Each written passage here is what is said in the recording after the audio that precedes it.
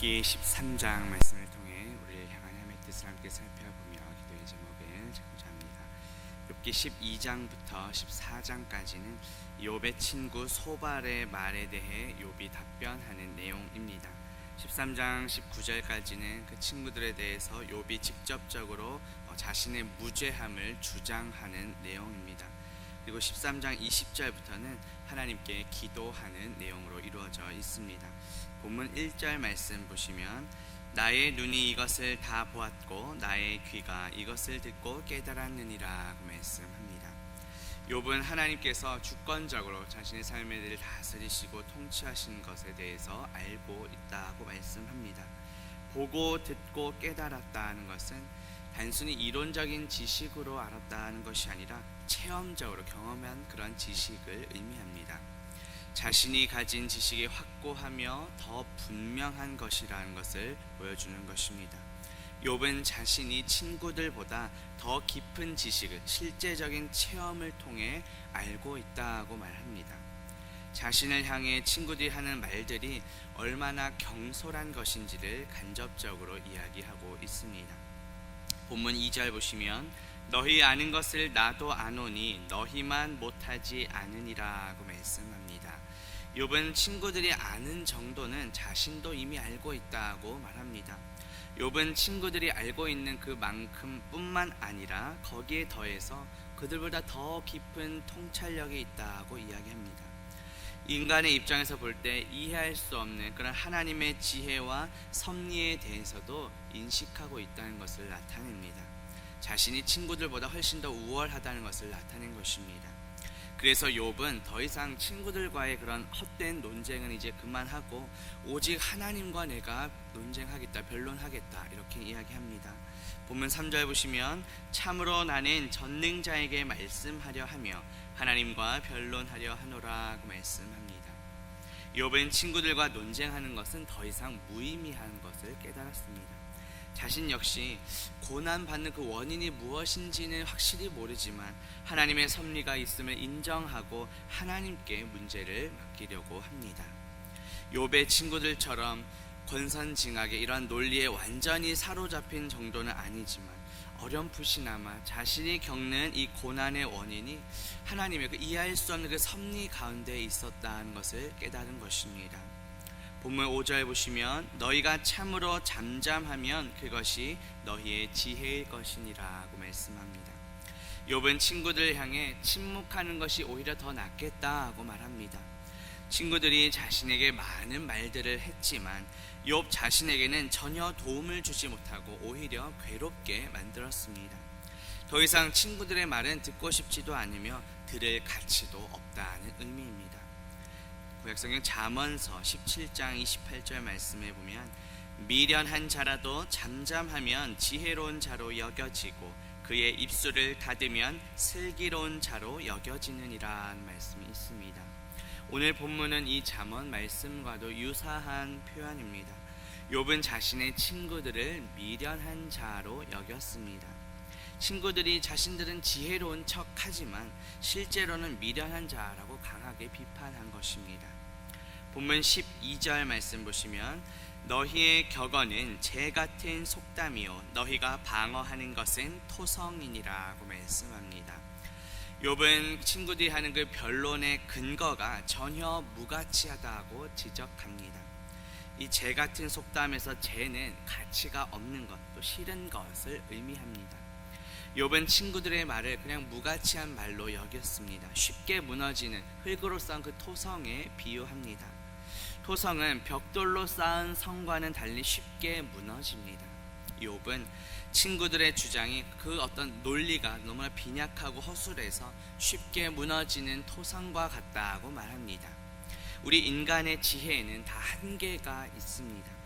그래서 우리는 다른 사람이 받는 고난에 대해 함부로 판단하거나 정죄해서는 안 됩니다. 욥의 친구들은 욥을 위로해 주기는커녕 오히려 정죄했습니다. 우리가 구해야 할 것은 오직 하나님의 지혜이신 예수 그리스도이십니다. 예수 그리스도 안에서만 우리는 진정한 위로를 얻을 수 있습니다. 고린도전서 1장 24절에 보면 그리스도는 하나님의 능력이요 하나님의 지혜니라고 말씀합니다. 또 고린도 후서 1장 4절에서는 그리스도의 고난이 우리에게 넘친 것 같이 우리가 받는 위로도 그리스도로 말미암아 넘치는도다라고 말씀합니다. 하나님의 지혜이신 예수 그리스도를 구하며 그 예수 그리스도 안에서 참된 위로를 얻는 저와 성도님들 되시기를 주님의 이름으로 축복합니다. 본문 20절 말씀 보시면 오직 내게 이 두 가지 일을 행하지 마옵소서 그리하시면 내가 주의 얼굴을 피하여 숨지 아니하오리니 라고 말씀합니다. 20절 말씀부터는 이제 욥이 하나님께 직접 기도하는 내용입니다. 욥은 하나님께 두 가지 일을 행하지 말아달라고 기도합니다. 그 내용이 무엇일까요? 21절 보시면 곧 주의 손을 내게 대지 마시오며 주의 위엄으로 나를 두렵게 하지 마실 것이니이다 이렇게 기도하고 있습니다. 주의 손은 끊임없는 재난과 고통을 의미합니다. 욥은 자신에게 닥친 이 재난이 하나님의 손에 의해서 이루어진 것임을 알았습니다. 주의 위엄은 그러한 고통으로 인해 생겨난 그런 어떤 공포와 혼란스러움, 당황스러움 등을 나타냅니다.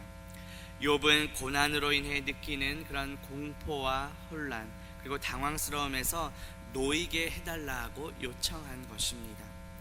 본문 23절 말씀 보시면 나의 죄악이 얼마나 많으니까 나의 허물과 죄를 내게 알게 하옵소서라고 말씀합니다. 욥은 자신의 죄가 얼마나 많은지 하나님께 알려달라고 기도하고 있습니다. 이 말은 자신이 죄인이니 죄를 깨닫게 해달라고 이렇게 자복하며 회개하는 의미가 아닙니다. 자신이 이렇게 심한 고난을 당할 정도로 많은 죄를 저질렀습니까? 이렇게 항변하는 의미가 담겨 있습니다. 여기서 죄에 해당하는 히브리 단어는 화살이 관역을 빗나가다라는 뜻입니다. 하나님께서 세워놓으신 그 기준에서 벗어나는 것이 바로 죄입니다. 욥은 자신은 그러한 죄를 저지르지 않았고 순전하게 살았다는 것을 드러내고 있습니다. 하지만 성경은 모든 인간이 죄인이라고 분명히 말씀합니다. 로마서 3장 10절에 보면 기록된 바 의인은 없나니 하나도 없으며 라고 말씀합니다. 하나님께서 보시기에 의로우신 분은 오직 우리 주 예수 그리스도 한 분뿐이십니다.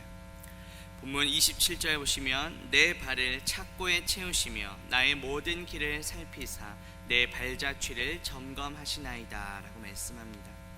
내 발을 착고에 채운다는 것은 그 죄인이나 포로들에게 이렇게 족쇄를 채워서 자유롭게 활동하는 것을 금지시키는 것을 말합니다. 욥은 하나님께서 자신을 죄인으로 지금 취급하신다고 이야기합니다.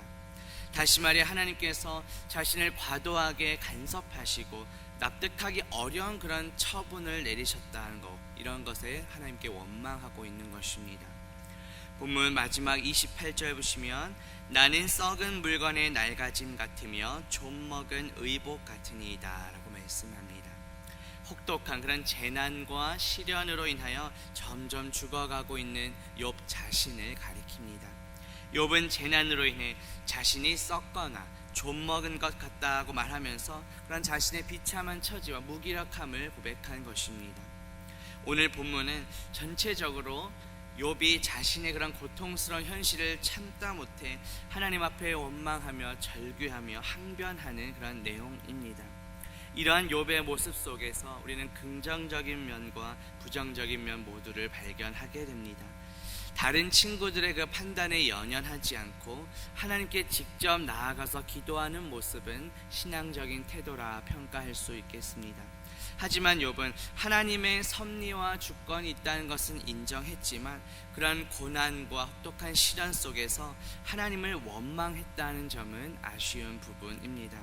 그래서 욥은 여전히 한계가 있는 연약한 그냥 한 인간의 모습에 불과합니다. 이 욥이 받은 고난은 우리 주 예수 그리스도의 고난의 모형이라 할 수 있습니다.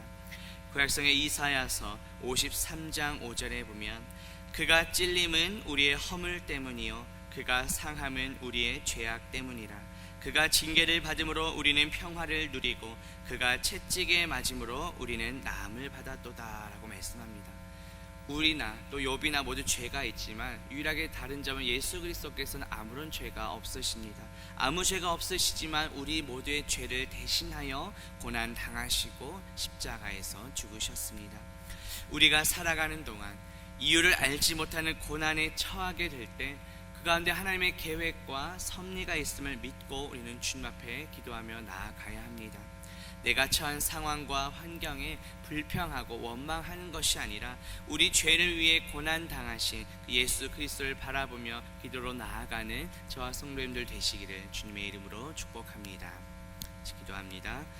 하나님 아버지, 우리가 살아가는 동안 이유를 알지 못하는 고난에 처하게 될 때 그 가운데도 하나님의 계획과 섭리가 있음을 믿고 주님 앞에 나아가야 함을 깨닫게 하시니 감사합니다. 내가 처한 상황과 환경 때문에 불평하고 원망하는 것이 아니라 우리 죄를 위해 고난당하신 예수 그리스도를 바라보며 나아가게 하옵소서. 하나님의 지혜이신 예수 그리스도를 구하며 예수 그리스도 안에서 참된 위로를 얻는 우리 모두가 되게 하옵소서. 예수 그리스도의 이름으로 기도합니다. 아멘.